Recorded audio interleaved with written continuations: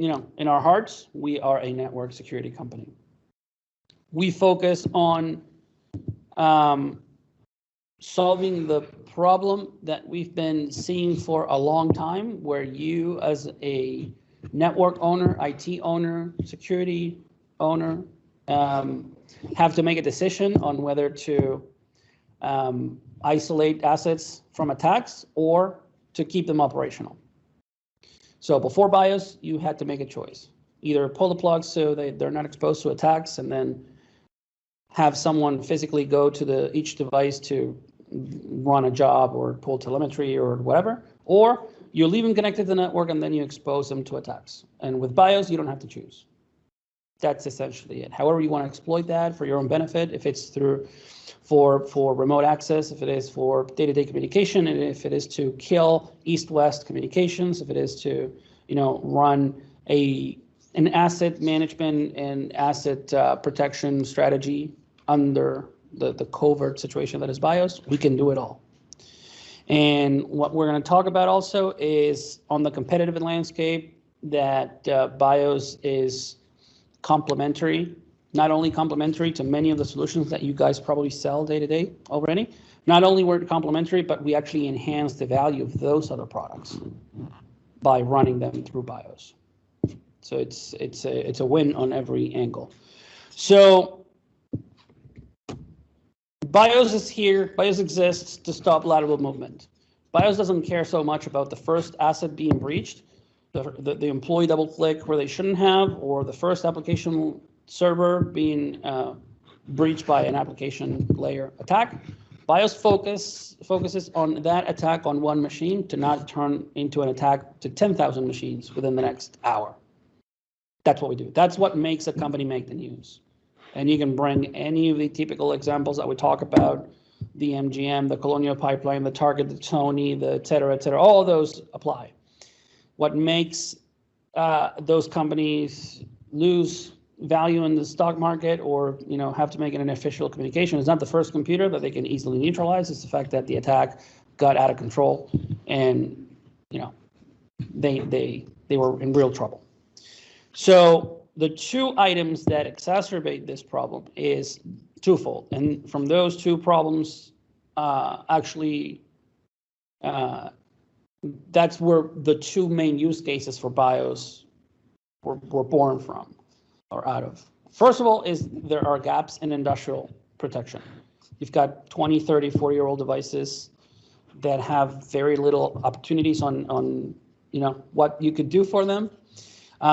They are dumb enough, they are old enough, they are clunky enough, they are stationary enough that, and they're critical enough that there's very little that you can do to actually do something, protect them or as opposed to our laptops and our phones that you kick a rock and you find 10,000 vendors underneath that are ready to sell your product. So that is about 90% of our current pipeline. That is about 90% of our current focus because there's a lot of market for that. And there's far less competition. There's far less noise. So it's a win-win. There's more to gain and there's less to fight, less people to fight with over that. So you've got anything from a PLC, an industrial controller, an MRI machine, an ATM, a SCADA system, and any of those types of machines that have old technology. You cannot start installing agents on those machines. You cannot start, putting them onto a new technology. They won't fit.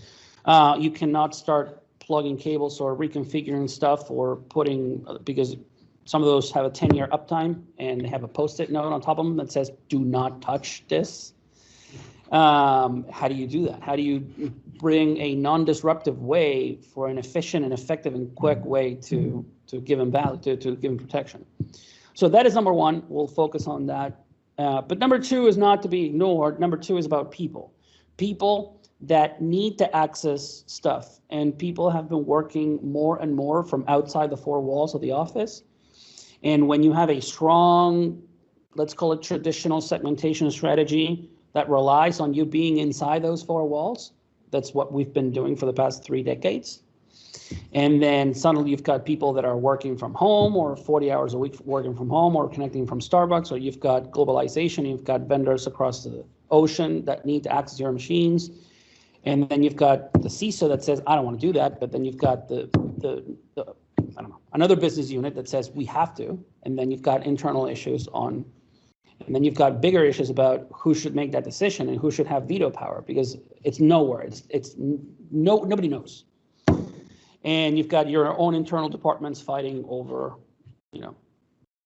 that application that has to do this job. And it's costing me $250,000 an hour not to get this done, but this is going to expose us to an $85 million breach if we do it. So it is a big deal. So the best part for our customers is that Byos can help you with both. One solution can help you with both. It is the same product, it is the same platform, it's the same benefits. It just comes in two different flavors of the delivery method to solve these two use cases. But they converge, pun intended, they converge in the Byos platform that allows you to mix and match and solve both problems, and also allow both parts of the problem to A, be protected, but also B, to be able to talk to each other. Meaning, you can have a 40-year-old device talking to a 40-year-old device while being protected, or you can have your employee at the UK talking to that machine in Detroit, both of them being protected and both of them being isolated at the same time. And you can solve both problems with one solution. That's a huge benefit. So a little bit about what Byos is not, and what the typical questions from customers are that we get every time. Well, aren't you just a VPN? We can use a VPN for that. Why not choose a VPN? VPN is a tunnel, and the machine is, you can do a tunnel communication from A to B. Sure. A VPN will protect whatever traffic is initiated by your asset to a destination. It will do nothing to protect the asset itself, and it will do nothing to protect the unplanned, unwelcome, uninitiated traffic that is coming towards your asset. You can't do anything about that. On top of that, VPNs are too broad. You connect a VPN and you gain access to a network. At best, you gain access to a segment, but that's it. And also a VPN is tied to the physical appliance that you buy, the checkpoint, the Cisco, the whatever, that's in that data center. That's it. That's fixated to that. So it's insufficient. Why not just use a firewall? Again, firewalls only provide partial protection. You've got layers that you apply, firewall 1, firewall 2, firewall 3, and then vertical firewall from OT to IT, and you can get creative, but that's at best what they can do. They separate A to B, and that is it. Everything that happens here is fair game. Everything that happens here is fair game. And also, thank you very much. They are tied to a location. Again, the firewall is there on data center B of building 1, and that is it. If you get out of that reach, physical reach, then you're done. And thirdly, why not just use software? EDR, XDR, SASE, next gen, something. And the problem with that is, first of all, the easy one, how do you install a SASE on a 40-year-old device? How do you install SASE on a Windows 95 machine that's handling SCADA for a hydroelectric plant?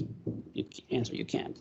But more importantly, software is controlled by the asset. You've got an agent on that laptop. The agent is running on the application ring. The operating system is running on the OS and kernel ring, and it has full power over that piece of software. If your employee double clicks where they shouldn't have, or they get attacked and the computer is compromised, the first thing that the computer is going to do, the compromised computer is going to do, is to kill off that protection mechanism. So your client is going to die immediately, 20 seconds after it gets breached. So by having a full-on software solution, call it software application, driver, agent, whatever you want to call it, it's a piece of software. It is not as strong as you could be, as you could have in your solution. And the combination of why not this, why not that, that is on the execution side why Byos exists. So those are the very specific details on the execution side that Byos addresses. On the 100,000 feet ideological about what we do, sure, that is awesome, thank you. But on the actual execution side, on the 10 feet altitude, why not this? Because of all these reasons. And Byos addresses all these problems. There are three components to the Byos platform. First, There is a hardware component, the Byos Secure Edge technology, that comes, like I was saying before, in two flavors. You've got the Secure Gateway Edge, which is an IoT gateway. This connects directly to the asset. We'll get to how that works in a sec, but this connects directly to the asset, and it can be connected via Wi-Fi or it can be connected via Ethernet.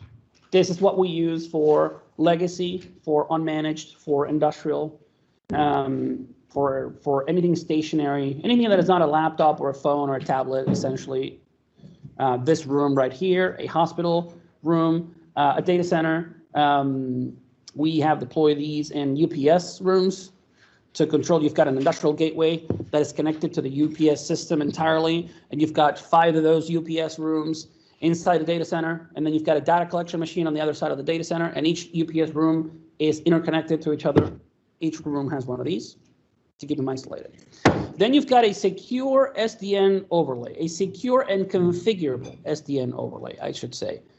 All of these devices connect to each other through an invisible overlay that is created by Byos that sits and floats on top of the network that these actually talk through. So I'm connected on my endpoint right now. I've got the other form factor, which I'll show you. The secure endpoint edge, which we'll cover later on. This is a, this one in camera. This is a USB device that has our product and our hardware, our firmware, our software in here. This thing identifies as a USB Ethernet adapter. So again, no drivers, no software. It negotiates automatically with my Mac. I'm assuming it's a Dell, has Windows. Doesn't have Windows? Yeah. So Windows, Linux, BSD, Mac OS, iOS, Android. I can put it on my iPhone 15. I could put it on my iPad. It will automatically negotiate with any operating system of the ones that are commercially available right now, without a driver, without an agent. And it identifies as Ethernet. So this is my computer, is my Wi-Fi. If you look at my computer right now, my Wi-Fi, native Wi-Fi is off, and I'm connected to the hotel through Byos, through the Byos interface. And if I look at what the interface looks like, you will see that it is one more interface on my network settings. And if I go to the actual system settings of my Mac, you will see on the USB bus, you'll find on the USB 3.1 bus that it's a Byos edge. But if you go to the actual part that matters, Ethernet. It's an Ethernet device. So it's clean. It's absolutely clean. This allows Byos to have zero footprint on the asset. Zero footprint on the asset means a couple of things. On the security side, having no footprint on the asset means that the asset cannot do anything to bypass, override, stop, or kill Byos. It's an Ethernet adapter. What are you going to do? On the usability, UX, enrollment, onboarding, deployment, etc., it is extremely straightforward. You can drop ship, and we do.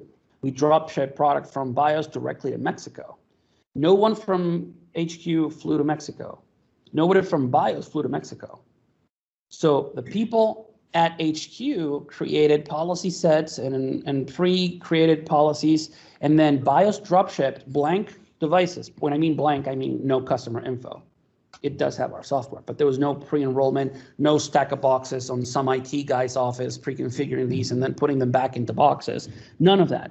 They drop ship, and they don't require a heavy network engineer on site to go through a lengthy process.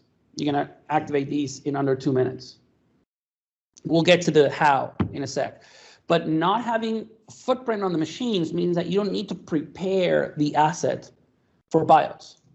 If I'm on this trip, before I go back home, let's say my computer breaks down or it gets stolen or whatever, I can go to an Apple store or a Best Buy, buy a brand new computer, plug this in, and under 2 minutes, I'm in the exact same place I was before from a posture perspective. Because the posture roams with the Byos device and the person that uses it, the user of the product, not the actual asset. So that is extremely important in terms of security and usability, but also, scalability and rollout, etc. The secure SDN overlay, it's a configurable overlay. We'll go over that communication goes through. Seth is on his computer right now. He's got, what is that, Surface? Yeah. Yep. He's got a Surface right there. He's got his endpoint on the side, hopefully. Is it? Okay, you got to drink your own Kool-Aid. Oh, yeah. Okay, there we go. So he's, we have a strict BIOS policy, no public Wi-Fi. So he's on his endpoint right now. I'm on my endpoint right now. And he and I cannot see each other. You are on the Wi-Fi, he's on the Wi-Fi. You guys can't see me. The router of the hotel cannot see me because communication from asset to asset disappears. And that's what I talked about before about the east-west immediately disappearing. If I want to talk to Seth, then if my computer is trying to talk to Seth's computer, right? And there could be laptops, but it could be a PLC and a data collection machine. It's all the same. For that communication to happen, the traffic is not going to go directly from one asset to the asset through the naked network. It's going to go through the overlay that you have pre-configured as an admin on the BIOS side. What that allows you to immediately do is create granular access control for that session to be established on a combination of layers 2, 3, and 4. I don't want to get too technical. Stop me if I do get too technical, but you can do a very granular approach on access. Like I can talk to you, but you are not allowed to talk to me. You can respond to my sessions, but you cannot initiate anything on my end. Or maybe you are allowed to talk to the overlay, but not to me directly, which means that maybe you're allowed to talk to him, but at the same time, he's not allowed to talk to you.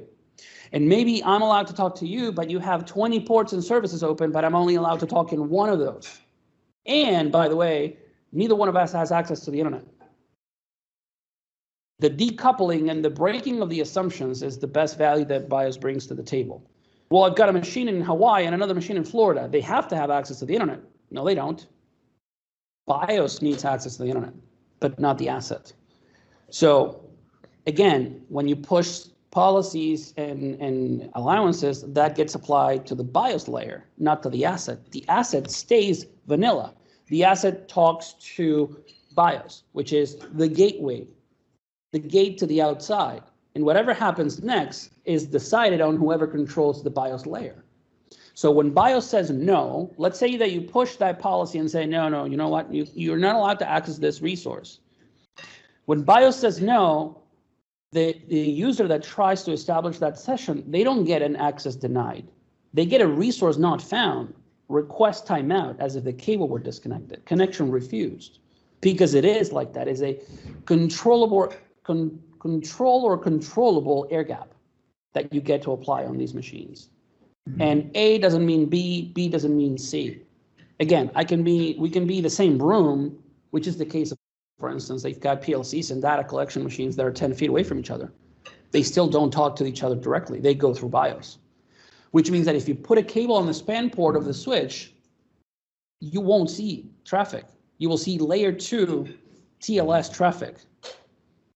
So BIOS simulates east-west, fools the assets into thinking that they're doing east-west, but in reality is a full north-south traffic. But the assets don't know that. And in that overlay, you get to configure who is who, what's what, who can do X, who can do Y, who can do Z. That's it in a very quick nutshell, what BIOS does. The value of that and how you can apply it, I'm sure your cogs are turning already.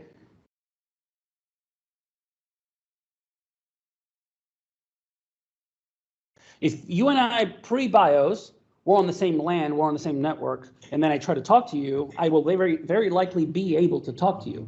But you're paying a very high price for that to happen in the sense of exposure, in the sense of free will that should not be free. But hey, I get to talk to you. You put BIOS in between and suddenly all that changes immediately, which forces you to be a little bit more strategic. But it also is going to help you get a better sense of what you own. Because you've got stuff connected to cables and suddenly, okay, what's the IP address you see on the machine, 1020, 34, okay, ping it, yeah, get it, boom, done. You don't know what has to happen for that to be able to happen.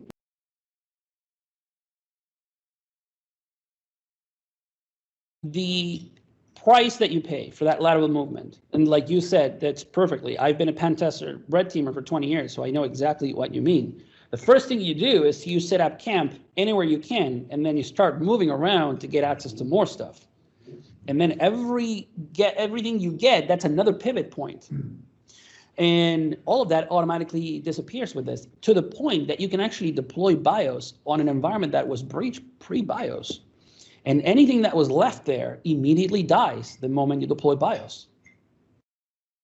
Persistent stuff that existed before Byos. An example, those Chinese backdoors on Cisco firewalls. Done instantly the moment you deploy Byos.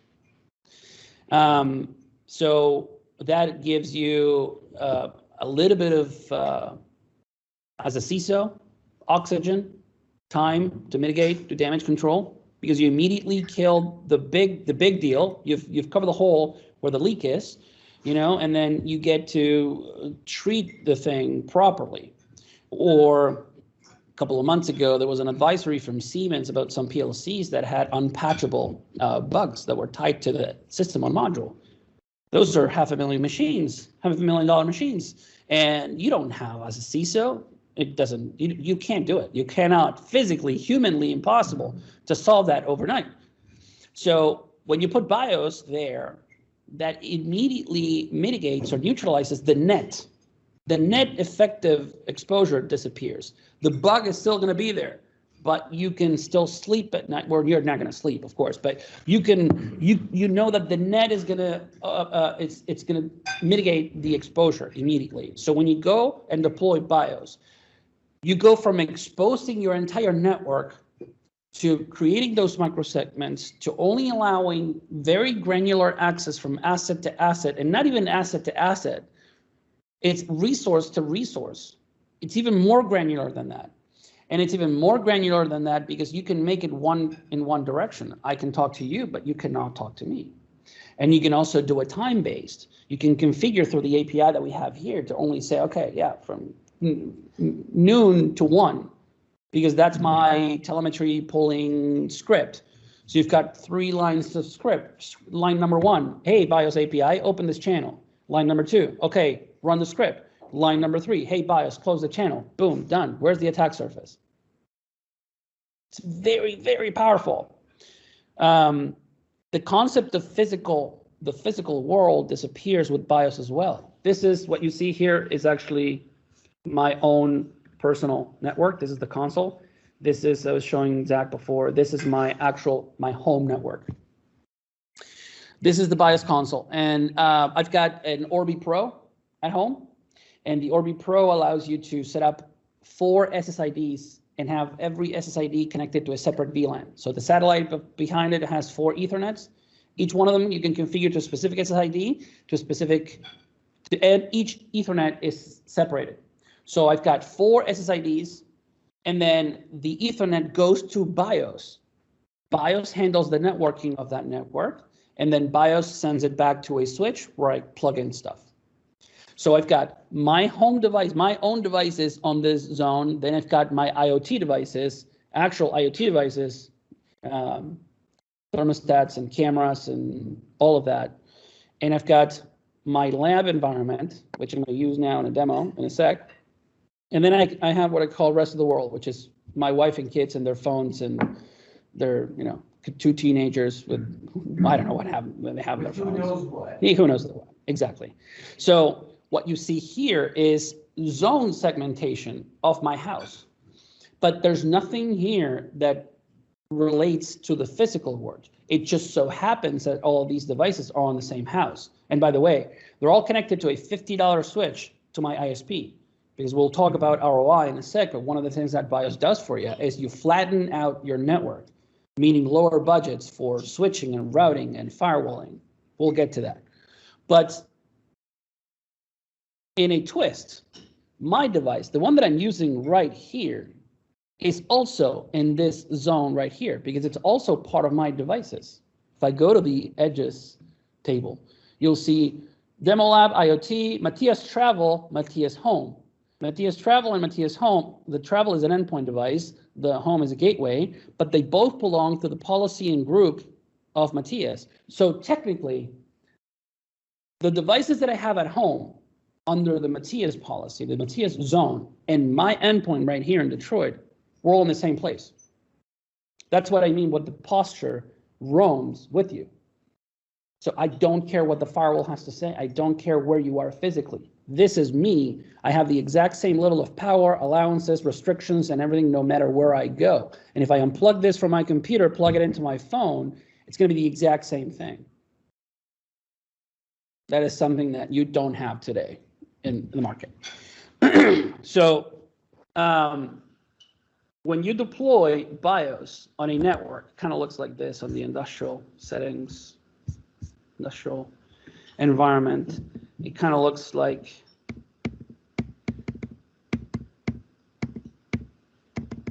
come on, there you go. Kind of looks like this. Let me move this up. You've got multiple buildings. Inside those buildings, you've got multiple assets. You microsegment those assets. And then traffic to and from these devices happens through the overlay that Byos provides for you. So this guy right here, the example we were talking about with Zach before, is this guy right here is on a microsegment. They're on the same physical floor as the camera, but they don't talk directly to the camera. Of course, they are all invisible from the rest of the network. Span port or a guest on the Wi-Fi or even a bad guy plugging in a cable on the switch, they won't see the traffic or the assets. The assets will be cloaked and invisible. But this guy right here can, if they have the need to know to, let's say, look at the live feed of this camera, they will be able to do so through the overlay, not directly, which means that there's going to be authentication and authorization points right here, and right here. Three-way before a single packet is established, single session is established. But also, the camera will not be able to talk back to the employee. So think about that employee workstation as a rogue employee or a negligent employee, or they double click where they shouldn't have, they got malware, and now the malware is trying to move laterally through the network, discovering other stuff. What are they going to find? At best, they're going to find the other three devices that are in the same microsegment. And that's going to be the end of it. So that's Byos in a nutshell. You've got machines in remote locations that you may not control fully. You may be the network owner, but not the device owner. You might be the device owner, but not the network owner. You may be neither, but you have to protect everything. You may be in a scenario where you are security and you're responsible for everything, but had control over nothing or very little, and you're in a pickle. And you've got IT fighting OT, OT fighting security, everyone fighting networking, and you're in trouble. So in this scenario, you can be the good guy for both. I'm the CISO. I don't want to open up this. And there's OT. I need this. Okay, you can be the savior and then put this in between and say, look, Mr. CISO, your attack surface is actually lower than before doing Byos, and you've kept the OT team happy because they can maintain operability. And you go to OT and you say, look, OT, this is a thing that allows you to keep doing business the exact same way you were doing before without you needing to retrain your team on yet another tool, because Byos to the operator is completely transparent. So how does this Byos fit with the Dragos of the world, the Force Scouts of the world, and the Tenables of the world, the Rapid 7s of the world? It is 100% complementary to them. When you run Force Scout, when you run these asset management or vulnerability scanners, the one thing that they need desperately to do their job is to be able to see the asset. Clarity. Yeah. Clarity. Yeah. RMIS. So they need to be able to see the asset. And we're going back to what you were saying before. What's the price you're paying for clarity to be able to see my asset? Everything has to be out in the open. So what you do is you deploy Byos, but then you run those tools through Byos. You attach those solutions to Byos. You put your Tenable on Byos. You put your Clarity on Byos. So not only you maintain the functionality of those tools, but you do it without paying that hefty price of exposure.